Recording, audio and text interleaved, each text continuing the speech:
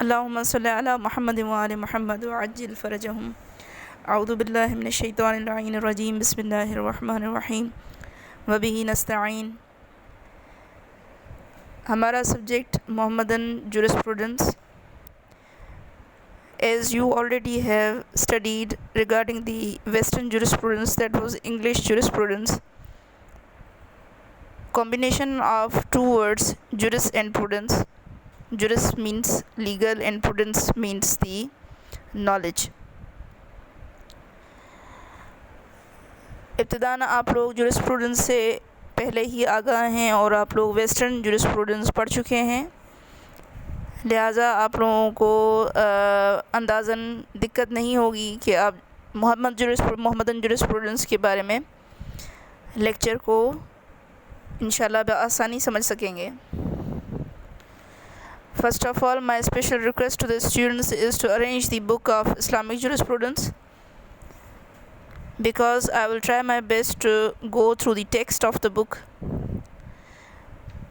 تاکہ اسٹوڈنٹس جب کتاب ارینج کریں یا کتاب کو پڑھنا چاہیں تو اس کے ٹیکسٹ سے میرے لیکچر کو ٹیلی کرتے ہوئے بآسانی سمجھ سکیں۔ Today our topic will remain regarding the history of the growth of the Mohammedan legal system. Mohammedan legal system یعنی محمدن قانونی نظام، اس کی تاریخ کو ہم انشاءاللہ پڑھیں گے کہ محمدن لیگل سسٹم کس طرح سے گروتھ کرتا گیا، کس طرح سے پیش رفت کرتا گیا، کس طرح سے ترقی کرتا گیا۔ آپ لوگوں کو ایک قانون اور ایک قانون کا نظام اور اس قانونی نظام کا کسی ایک خاص خطے یا ایک خاص کمیونٹی یا کچھ اقوام سے متعلق ہونا، یہ ساری چیزیں آپس میں کنیکٹڈ ہیں۔ محمدن لیگل سسٹم چونکہ محمدن کے لیگل سسٹم کو بیان کرتا ہے، لہٰذا ہم لوگ یہاں پہ محمدن کے لیگل سسٹم کے حوالے سے اس خاص خطے کی تاریخ کے حوالے سے پہلے ذکر کریں گے جو کہ عرب ایرا سے تعلق رکھتی ہے۔ As we do know that the origin of Islamic law or Mohammedan legal system is from Arabia. عربستان سے اسلام کا آغاز ہوا، جو یقینی طور پر ہم سمجھ سکتے ہیں کہ وہ پھیلتا اور پوری دنیا میں الحمدللہ اس وقت اسلام سے متعلق محمدن افراد پائے جاتے ہیں جو اس قانون اور اس قانونی نظام کے فالوورز ہیں۔ تو لہٰذا origin of the Islamic law or Mohammedan law or the Mohammedan legal system is from Arabia. Hence it is necessary to study regarding the society of the Arabs. ہم اسلامک سسٹم کے حوالے سے عربوں کے معاشرے کے متعلق پہلے ڈسکشن کریں گے۔ اس سے پہلے کہ ہم اس ڈسکشن کا آغاز کریں، the main thing to be kept in the mind is that Mohammedan jurisprudence کا جو ہم یہ موضوع پڑھیں گے اور ڈسکس کریں گے، یا اس کتاب میں محمدن لیگل سسٹم میں جس خاص قانونی نظام کے متعلق ہم لوگ بحث کریں گے، that will remain regarding the 4 Sunni schools of law، یعنی 4 مکاتب اہل سنت والجماعت کے نقطہ نظر سے ہم لوگ اس اسلامک جورسپروڈنس میں قانونی نظام کو زیر بحث رکھیں گے۔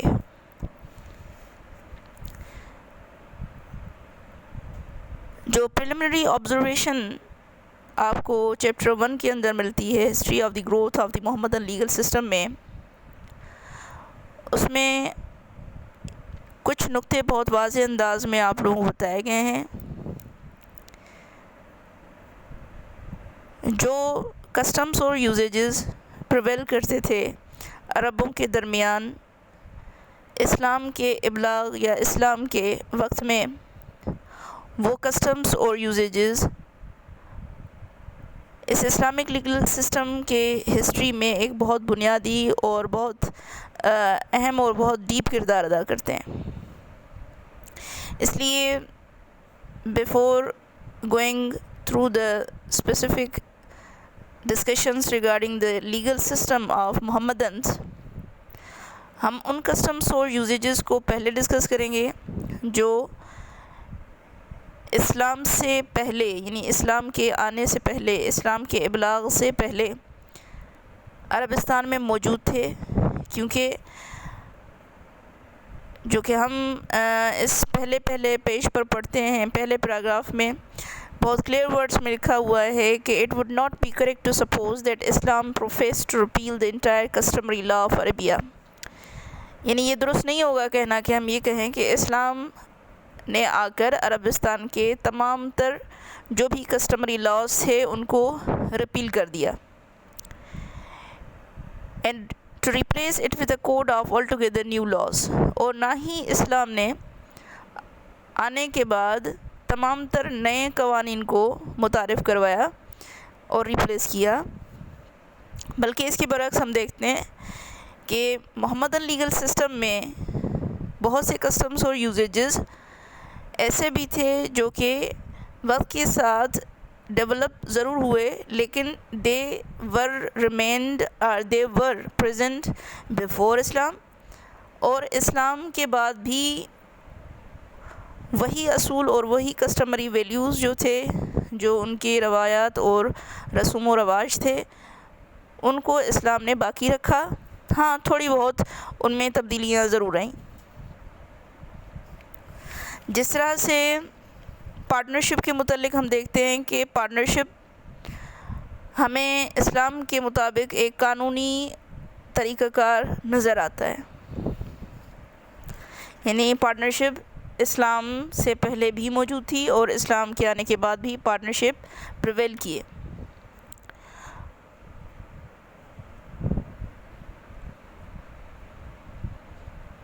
محمدن کوڈ حقیقت میں includes many rules of pre-Islamic customary law which have been embodied in it by express or implied recognition. یعنی بہت سے کسٹمری لاز جو اسلام سے پہلے موجود تھے وہ بھی ہمیں اسلامک یا محمدن کوڈ میں نظر آتے ہیں، بہت واضح انداز میں یا اشارتاً ہمیں ان کی کوئی نہ کوئی شناخت اسلام کے اندر نظر آتی ہے.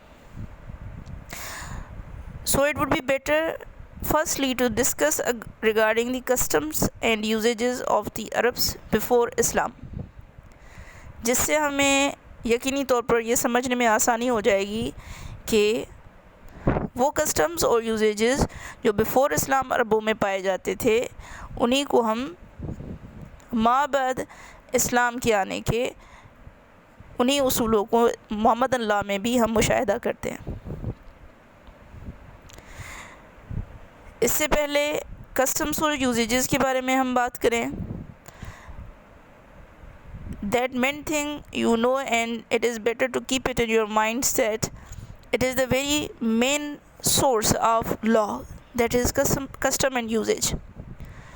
دنیا کے بہت آگے کے ڈیولپڈ اور سو کالڈ سویلائزڈ لاز بھی اپنے لاز کے انحصار کو کسٹمز اور یوزیجز پہ رکھتے ہیں. کوئی بھی مملکت، کوئی بھی قومیت، کوئی بھی اقوام ہمیں دنیا میں نظر آئیں، ان میں کسٹمز اور یوزیجز ایک امپورٹنٹ بیسک اور بیس ہے جس پر قانون کی عمارت کو تعمیر کیا جاتا ہے.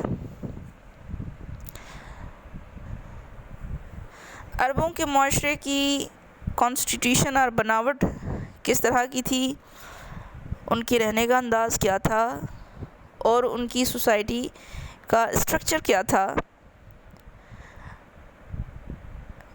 آپ لوگ پہلے بہت دفعہ اسلامی تاریخ کو پڑھ چکے ہیں اور اس سے آگے اس کو آپ دیکھ چکے ہیں. آپ کے ذہنوں میں ضرور اسلام کے حوالے سے ایک خاکہ اور مسلمانوں اور عربوں کے معاشرے کی ایک تصویر آپ لوگوں کے ذہنوں میں پہلے سے موجود ہوگی. ہماری بک کے پیج نمبر 2 میں کانسٹیٹیوشن آف عرب سوسائٹی کو ڈسکس کیا گیا ہے، جس میں عربوں کی سوسائٹی کے متعلق بتایا گیا ہے کہ جی یہ وہ افراد تھے جو کہ نومیڈک ہیبٹس اور کریکٹرسٹکس رکھتے تھے، یعنی ان کی یہ بدوی نما لوگ تھے. یہ لوگ جس طرح سے ہم کہتے ہیں خانہ بدوش طرح کے لوگ تھے، ایک جگہ سے دوسری جگہ حرکت کرتے رہتے تھے. ان کے معاشرے میں عربوں کو تقسیم کیا گیا تھا ٹرائبس اور سب ٹرائبس میں. اور اس کے بعد اگین یہ فیملیز میں ڈیوائیڈڈ تھے. ان کی عادات میں بہت مشہور عادت یہ جانی مانی جاتی ہے کہ زیادہ تر یہ لوگ جنگ و جدال کی صورت میں رہتے تھے، یعنی لڑائیاں اور جھگڑے ان کے معاشرے کا ایک اہم حصہ تھا.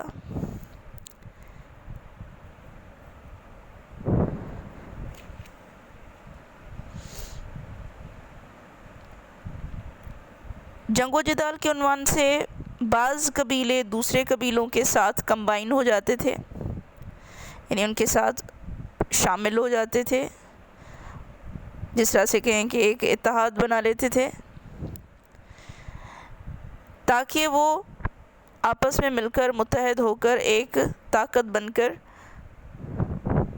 یا تو جنگ کر سکیں یا تو اپنا دفاع کر سکیں.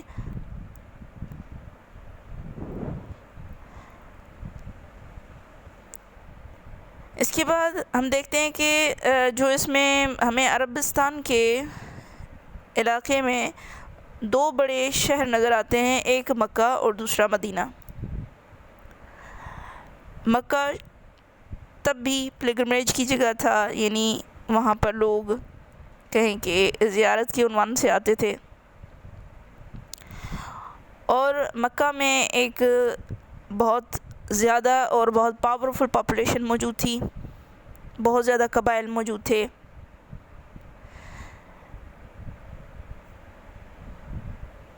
یہ دو بڑے شہر جو تھے وہ آپ کے sea port towns were centers of busy trade. These two cities and some seaport towns were centers of busy trade, and the merchandise of at least some parts of Asia passed through them to Europe. یعنی مکہ اور مدینہ اور اس کے علاوہ وہ areas یا وہ جگہیں جو سمندر کے کنارے لگتی تھیں، وہاں سے تجارت کی جاتی تھی، اور اس تجارت کے ذریعے عرب ایشیا اور یورپ کے ساتھ جڑے ہوئے تھے.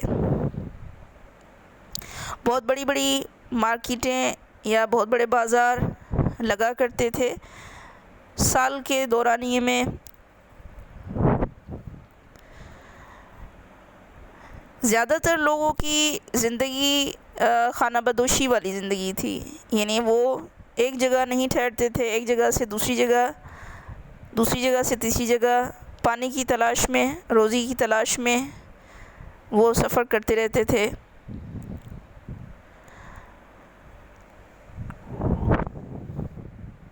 ہر قبیلے کے اپنے اپنے خاص یوزیجز یا خاص ان کے جو کہیں کہ روایت تھیں، رسومات تھے.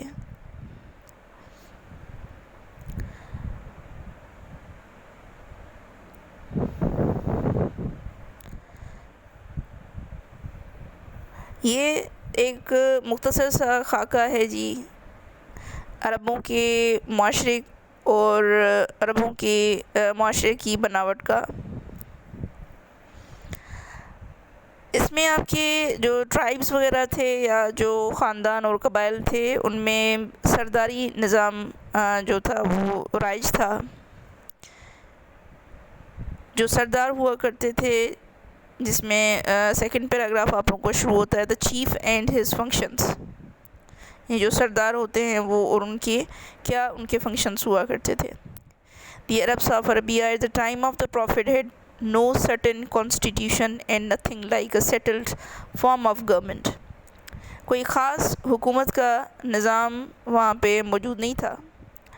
Whatever might have been the condition of things previously, each tribe elected its own chief. ہر قبیلہ اپنا ایک خاص سردار منتخب کرتا تھا. He was generally a man who by his nobility of birth.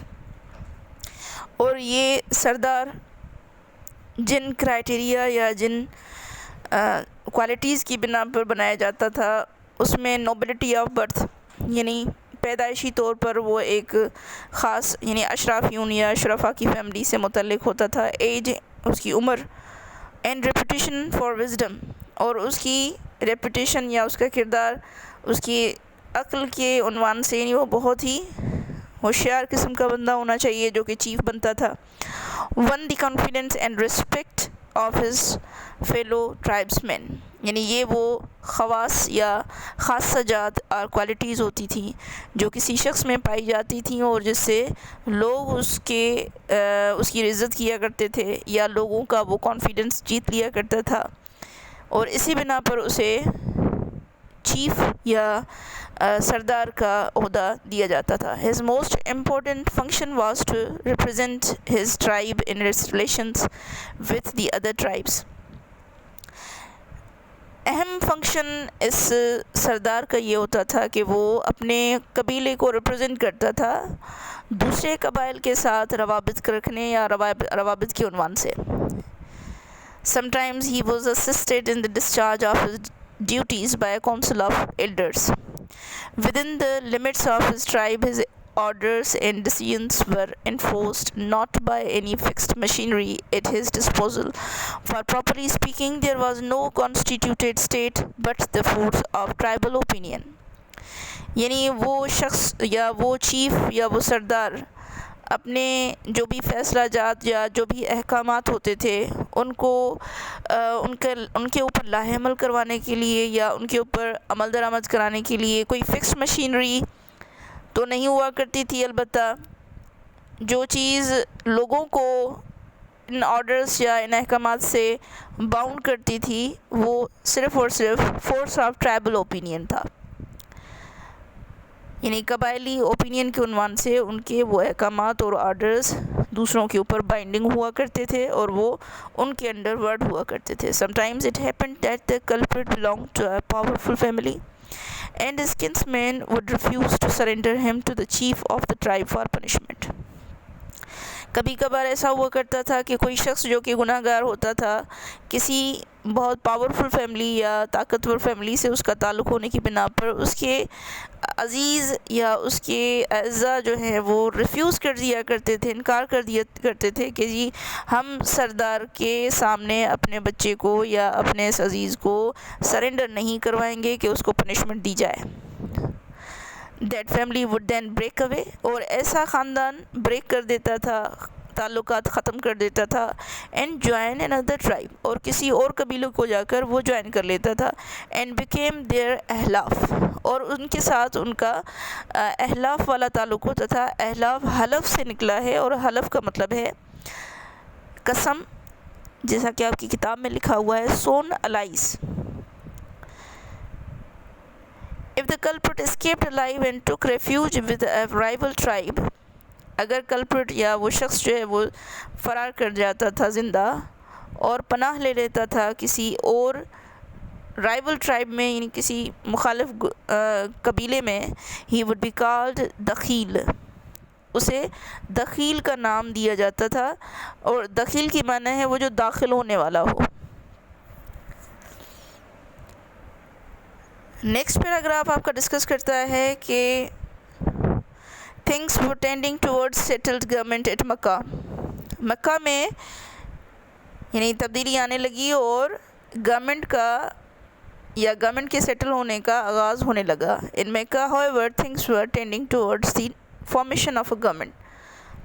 مکہ آہستہ آہستہ ایک حکومتی فارم میں آنے لگا. the tribes that composed the non-migratory population of that city یعنی وہ افراد جو معمولاً ہجرت نہیں کیا کرتے تھے, کیونکہ عموماً جو عربستان میں ہم نے پہلے پڑھا کہ عربوں کا زیادہ تر کسٹم اور یوزیج یہ تھا کہ وہ ایک جگہ سے دوسری جگہ خانہ بدوش رہتے تھے یا ہجرت کرتے رہتے تھے.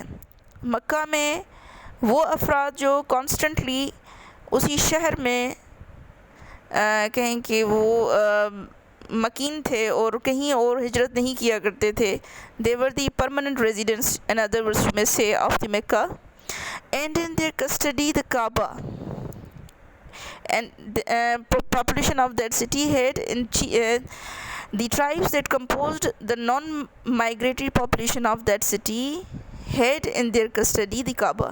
یعنی وہ جو ہجرت نہیں کیا کرتے تھے انہی کے ہاتھ میں کعبے کی کلید تھی، یا کعبے کی جو بھی ایڈمنسٹریشن تھی، کسٹڈی تھی، وہ ان افراد کے ہاتھ تھی جو کہ ہجرت نہیں کیا کرتے تھے، پرماننٹ ریزیڈنٹس تھے مکہ کے. which was a place not only a public worship، جو کہ ایک عمومی عبادت گاہ نہ تھی صرف، but of many social and political ceremonials، بلکہ آپ کے مکہ میں بہت سی پولیٹیکل سیریمونیز ہوا کرتی تھی، سیاسی اور سماجی طرح کے بہت سے کہیں کہ بہت سے خاص تہوار منائے جاتے تھے مکہ میں. The public offices were divided among the 12 principal tribes or families. Public offices یا دوسرے الفاظ میں ہم کہیں کہ افراد کو ایڈمنسٹر کرنے کے لیے یا لوگوں کو کہیں ریلیف دینے کے لیے یا لوگوں کے معاملات کو حل کرنے کے لیے پبلک آفیسز بنائے گئے تھے، جو پبلک آفیسز آلموسٹ آپ کے 12 خاندانوں کے بیچ ڈیوائڈ کیے گئے تھے. 12 قبیلے تھے جن میں یہ پبلک آفیسز ڈیوائڈ کیے گئے تھے. of these the office of deciding disputes was delegated to one tribe. معاملات یا تنازعات کو حل کرنے کی آفس کسی ایک قبیلے کو and used to be exercised by its chief. اور پھر وہ خاندان، اس کا سردار یہ معاملات حل کیا کرتا تھا. the duty incidental to another important office was for the chief, who held it, to pay from his own pocket fines and compensations for wrongs committed by any of his tribesmen towards a member of another tribe.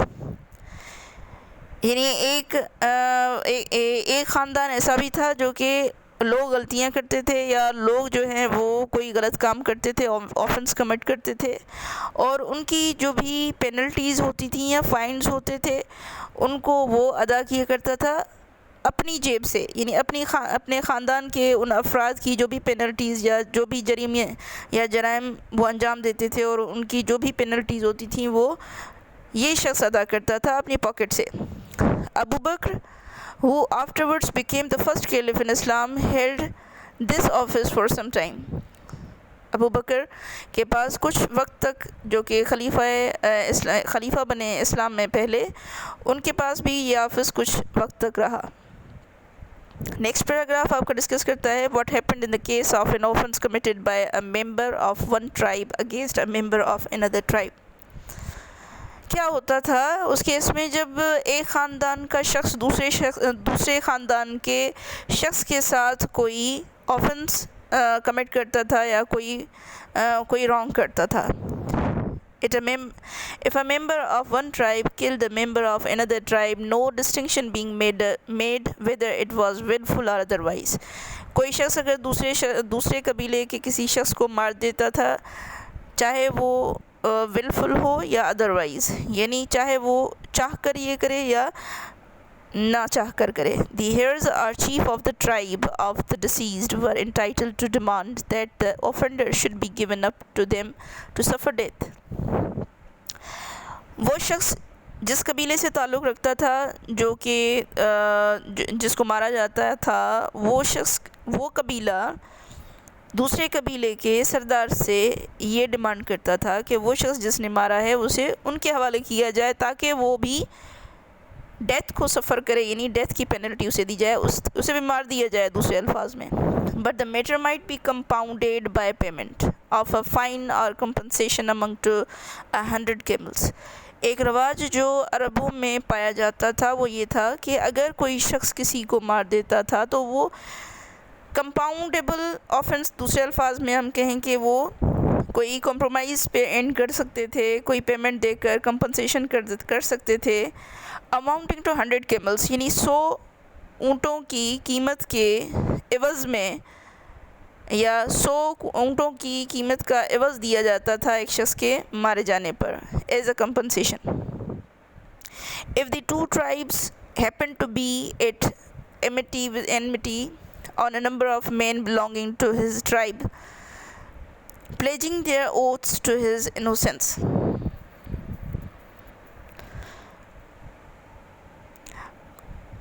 دو قبیلے اگر کوئی دشمنی ان کے اندر ہوتی تھی یا وہ ایک دوسرے کے دشمن ہوا کرتے تھے،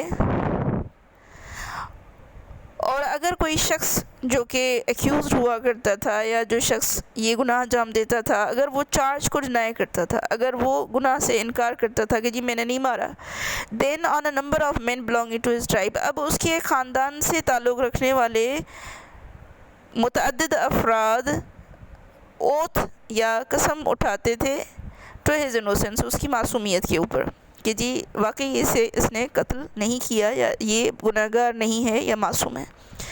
دی میٹر وڈ بی ڈراپڈ، اور خاندان کے ان متعدد افراد کے قسم کھانے کی وجہ سے یہ معاملہ ڈراپ ہو جاتا تھا.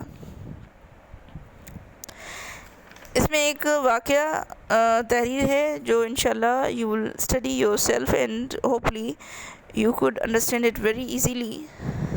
ایک واقعہ ہے اسی متعلق جو کہ لکھا ہوا ہے پیج نمبر 3 سے شروع ہو کر پیج نمبر 4 پر ختم ہوتا ہے.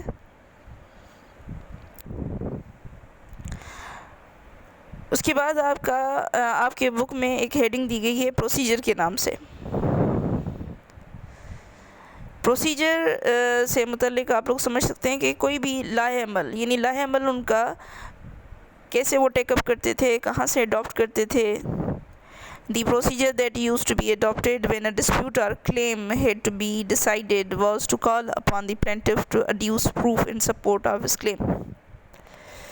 پروسیجر جو اڈاپٹ ہوتا تھا جب کسی تنازع یا کسی کلیم کی صورت میں اس کا ڈیسیژن یا اس کا فیصلہ جو ہے وہ اس بنیاد پہ کیا جاتا تھا کہ وہ شخص جو کلیم کرتا ہے یا جسے ہم پلینٹف یا مدعی کہتے ہیں، مدعی کو یعنی مدعی سے مانگا جاتا تھا پروف، یعنی اس کو ایویڈنس لانی پڑتی تھی، اسے شواہد پیش کرنا پڑتے تھے تاکہ وہ کلیم جو کر رہا ہے یا وہ جو تنازعہ لے کر آیا ہے اس تنازع کو پروو کرنا that was it was his claim, جیسا کہ وہ اس کا دعویٰ ہوتا تھا، جیسا کہ وہ اس کا تنازع ہوتا تھا. لہٰذا اسے پروو کرنے کے لیے بھی اسے خود کو ایویڈنس لانا ہوتا تھا اپنی اس کلیم کے سپورٹ میں. If he had no witnesses، اگر اس کے پاس کوئی شاہد نہیں ہوتے تھے. The defendant in case he denied the charge، اب مدعا علیہ اگر اس چارج کی یا اس ایلیگیشن کی یا اس بات کا انکار کرتا تھا would be given the oath، اب اس کو قسم اٹھانی پڑتی تھی یا اس سے قسم لی جاتی تھی. And if he took it، اور اگر وہ یہ قسم اٹھا لیتا تھا he would be absolved thereby from all liabilities، اس کے بعد اس کے اوپر وہ تمام تر ذمہ داریاں جو عائد ہوتی تھیں وہ اس سے اٹھا لی جاتی تھی. Sometimes the parties would go to diviner and abide by his decision، کبھی کبھار یہ پارٹیز جو ہیں وہ کسی ڈیوائنر کے پاس چلی جاتی تھیں اور اس کے ڈیسیژن کو قبول کر لیتے تھے وہ لوگ. If a suspected person was a slave، اگر وہ مشکوک شخص کوئی غلام ہوتا تھا. Torture was sometimes resorted to in order to extort a confession،